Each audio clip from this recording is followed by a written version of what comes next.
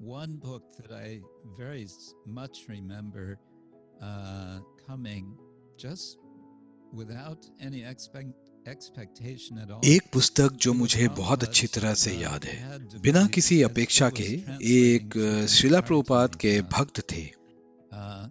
जब वे चैतन्य चरितामृत का अनुवाद कर रहे थे,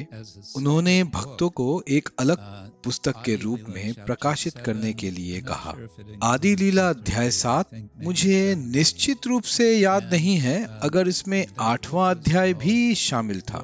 मुझे लगता है कि शायद 7 और 8, और उस पुस्तक को 5 विशेषताओं वाले भगवान चैतन्य कहा जाता था, और हमें वह पुस्तक मिल गई थी और हमने उसे अच्छी तरह से पढ़ भी लिया था, और उसमें से हम किताबों को वितरित करने के लिए एक व्यवहारिक रूप से सड़क पर भाग जाते थे, क्योंकि यही वह संकेत थी जहां कृष्णदास कविराज गोस्वामी कहते हैं कि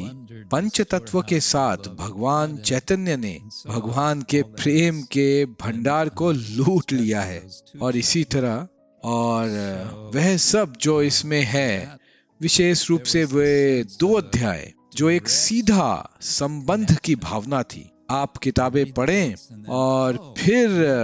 वहां से बाहर निकले और उसे दूसरों के साथ साझा करें। और मुझे यह भी याद है, कभी कभी सड़क पर अगर मुझे अपने उत्साह में थोड़ा सा भी कमजोर महसूस होता तो मैं बस रुक जाता था, फिर एक भगवत गीता निकालता, एक पृष्ठ पढ़ता, और फिर